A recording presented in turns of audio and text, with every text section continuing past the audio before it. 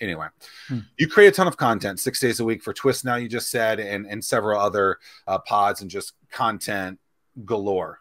When is too much? When is too much content too much? When is content too much? I'll let you know. So is it because it's sold out, you get views? I mean, how do you determine that? Because I think some people will sit there and create material, media, content, whatever you want to call it, and sit there and say, well, it's not working. You know, This Week in Startups was a weekly show this week in, then I had too many guests and too many advertisers. So I was like, fuck it. We'll go to, I don't know, in year 6, maybe we went to twice a week. Then it sold out for the entire year because we had 2 ads per episode and people wanted to buy 50 or 25. And so, you know, Squarespace, GoDaddy, Bing, like all these early advertisers would buy 25 episodes, 50 episodes. And then basically the year was sold out in February and March. And so I was like, okay, add a third, and then a third ad slot, then that would sell out. Then I was like, well, add a third episode. And then sometime like 2 or 3 years ago, I said, you know what? I've always dreamed of doing this every day, and let's set that as the goal. Everybody's like, that's crazy. And, you know, I'm always setting stretch goals. People internally say I'm crazy. And then they're like, well, how would we ever do that? Like, what if you get sick, whatever? It's like, well, I'll get a co-host. How are we going to get a co-host? And then I was like, took me 2 years to get Molly Wood. She was under contract with NPR. She went or public radio marketplace. And, you know, I said, listen, you want to be an investor. You love doing podcasting. You are one of the great guests we ever had on the show. We have great chemistry. You know, if you ever want to be an investor, I'll teach you investing and you could co-host the podcast with me. And she's like maybe in 2 years. And so Sunday School is a great addition. Thank you. And so we do the Sundays VC School, and we're doing all kinds of different experiments right now. And she does the Sunday edition of the show, so I do the other 5. And who knows, maybe another journalist who wants to do half a day of journalism and broadcasting and half a day of investing is out there. So if somebody out there has, you know, 50 or 100,000 Twitter followers, is a known quantity and has an audience, and they wanted to join us and learn investing, I would teach them how to be an investor, and then you can make unlimited money, uncapped, and they can still do some podcasting journalism. I think journalists and broadcasters make incredible investors. I pioneered the format of blogging, podcasting, and investing, which obviously Andreessen Horowitz copied and many other people copied. You know, would never give me credit, but that's okay. Starting to sound like Trump, but I'm not bitter about it. But you know, it's not like my 2 podcasts are far ahead in the rankings of the unlimited budget of Andreessen Horowitz's Future.com. Well, there is a formula that you're saying, though, right? I mean, so there are daily shows out there. Yes, they might be on broadcast, but that doesn't mean that you can't capitalize off of that known formula and do it just, you know, here on the internet. It works. Yeah. I mean, it's pretty straightforward what I do on This Week in Startups. The audience loved the news roundtables. I love doing long form interviews. So sometimes I just feel like, you know, I got like, you know, I'm doing 8 episodes this month. I got 20 people I want to interview. I'm just going to do interviews. And then they'd be like, where's the news? Where's the news?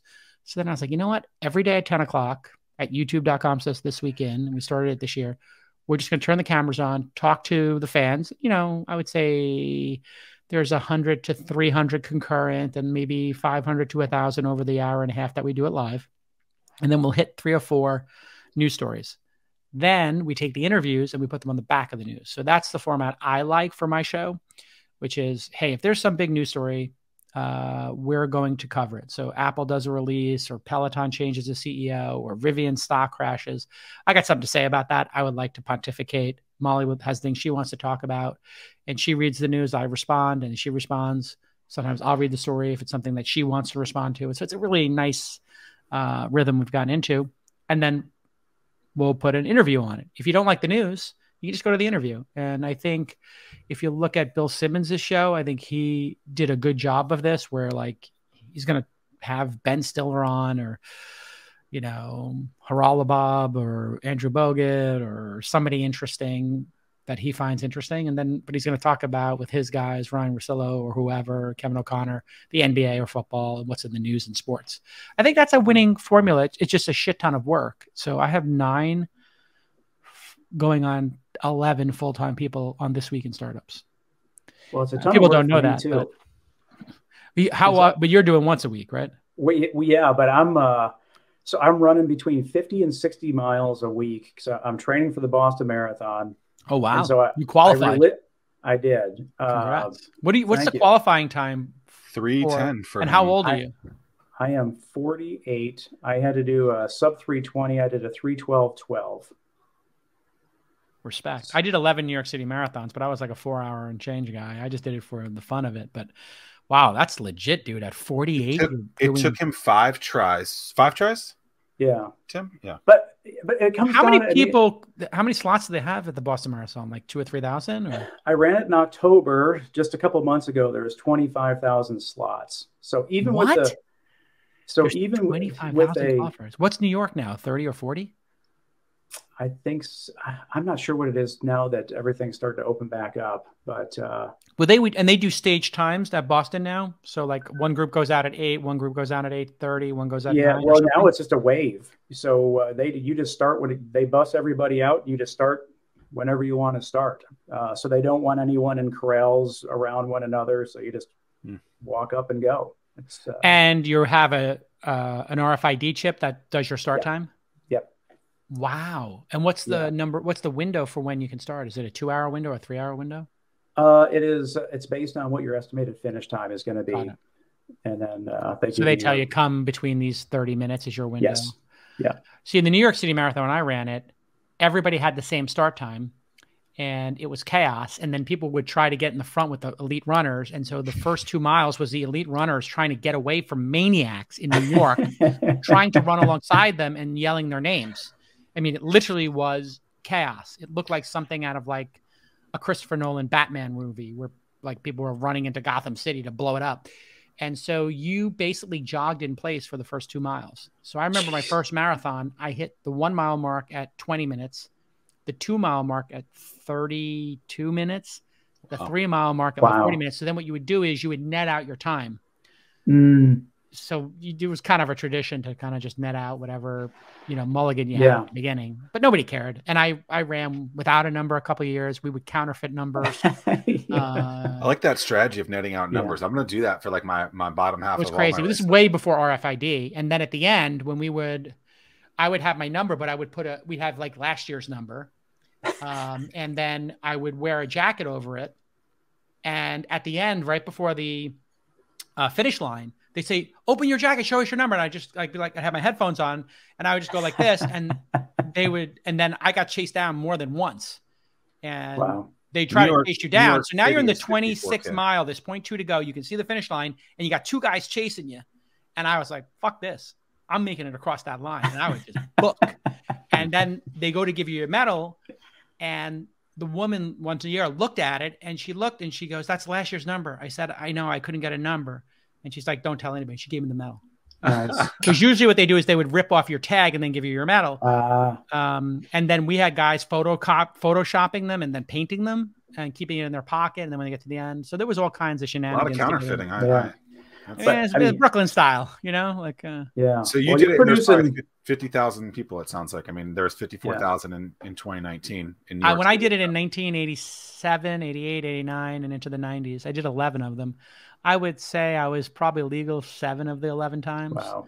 Yeah, I mean, it was just kind of a tradition. You just like, if you want to run, you run. I ran one year. I hadn't trained. My friends were running, and they're like, "Come run." And I was like, "Okay, I haven't run in 6 months, but okay." I did 5 hours and change, and I was just in so much pain for 2 weeks. Couldn't walk downstairs. It was brutal. Well, you're producing so much content now that it's a marathon. Even at 50 and 60 miles a week, I'm barely breaking even with the amount of content that you're producing. So it's always a win for me when I'm able to catch up and then I mean, and some of the episodes are going to break out and be timeless. So I just had Doug Leone on from that was amazing.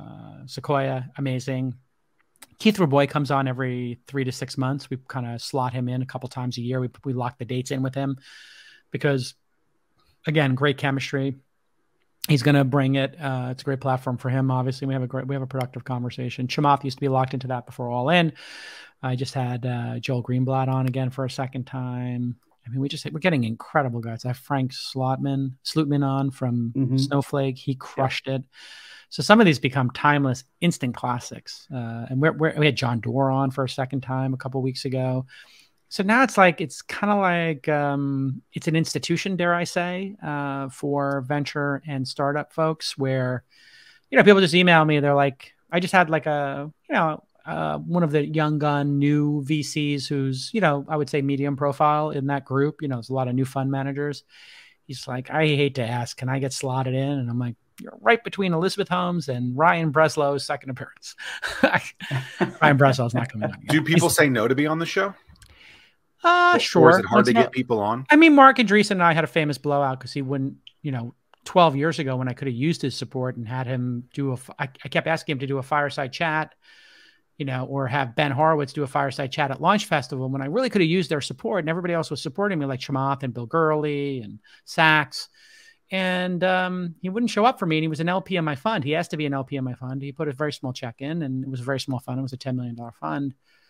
And then he's like, I was like, hey, come on the pod. Hey, will you do a fireside? And like, I ask him. And then he has his PR person like dress me down, and I got to go to lunch with this Marguerite or whatever her name is, who does like, their future.com site. And she's telling me what I'm going to do on the show. And then I'm going to have this guest, and then I'm having this person. And then maybe they'll bring Mark. And I was like, you know what? Fuck this. Like, I'm Jason Calacanis. You don't tell me how to run my show. If Mark doesn't want to come, fuck Mark Andreesen. I'm an outsider. Fuck Ben Horowitz. I'm just going to run the show. And I just told them all to fuck off. Because I was like, you know what? You guys, back to the loyalty thing. I was like, you're an LP on my fund. And Mark's like, well, do I have to be on, on your show to be in business with you? And I'm like, yes. I just wrote back, yes. And that was the end of our relationship. I didn't invite him to the next fund. He doesn't talk to me. He blocked me. Now he unblocked me. I think he's a fan of All In. And I like Mark. I think he's interesting. I think we would be like, he would be like Keith Raboy on the show. He would come on every 6 months. But I'm like, dude, you're on Sarah Lacey's podcast, or you do every Sarah Lacey event. You do every Mike Arrington event. You do a Kara Swisher's podcast. Like, don't tell me you're not doing pods. And then you're trying to get your latest partners, when they write their books that are written by, ghostwriters, and you're buying 10,000 copies of them to make them rank, from what I'm told, like on the bestseller list. Like, I don't mean to spill all the tea here, but that's what I heard. And they're like, you got to have this person on. You got to have this person on. Then you can work up to Mark. And I was like, you know what? Fuck you guys. I'm out. Someone who's been directly involved within the startup community for almost a decade, I want to talk to you about a serious pain point. Spending a ton of time trying to understand the business landscape in the 757. That's time that should be focused on growing the business. At StartWheel, we're here to help you by compiling all of the news you need to know about in one place. Now there's no need to search multiple websites. Just head to startwheel.org and see for yourself. That's startwheel.org.